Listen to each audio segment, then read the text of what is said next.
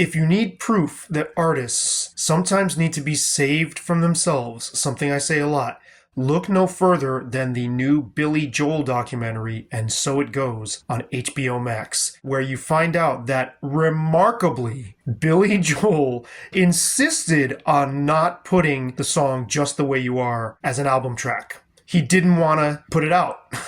He thought it was too mushy, schmaltzy, and his producer, Phil Ramone, at the time, and his manager spouse, Elizabeth, and others, including Linda Ronstadt, were like, "Are you crazy?" So imagine that. Imagine leaving a song like that off your record because you don't think it makes the grade. Come on. That's like the ultimate example that artists need to be working with people in a production capacity, in a collaborative capacity, to give them perspective. Because sometimes we just don't know the value of what we're sitting on, of what we made. And speaking of Billy Joel, on the Billy Joel Reddit user Duke_7287 posted asking for others in the group to recommend or cite our favorite Billy Joel live albums. And I, along with some others, said Songs in the Attic. That's easy. And then I said the version of Streetlife Serenader on that album is probably my favorite song by him, which is saying a lot because, I mean, this guy has some incredible songs. I mentioned Just the Way You Are, New York State of Mind, My Life, Moving Out, and there's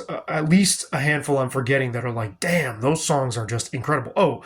Bottle of Red, Scenes from an Italian Restaurant. There's definitely ones I'm forgetting that are up there for me. But that version in particular, Streetlife Serenader, takes the cake for me personally. I just think it's such a moving, lovely piece of music, and that performance in particular feels so heartfelt. I love the acoustics of the hall. By the way, if you get that album, it was intentionally drawn from different concerts, and they like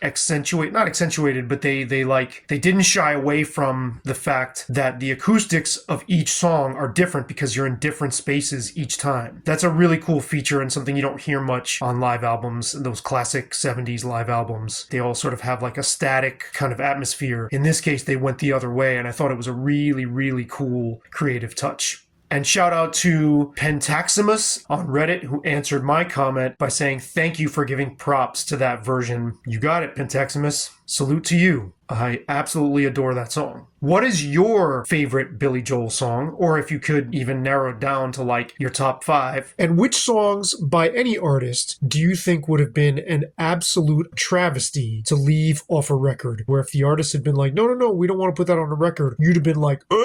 Let me know in the comments. I'd love to hear from you. And don't forget to hit that like, subscribe, and boom, so you never miss a post. What do you think, buddy? What's your favorite Billy Joel song? Oh, he's exhausted from trying to figure it out. He can't decide yet.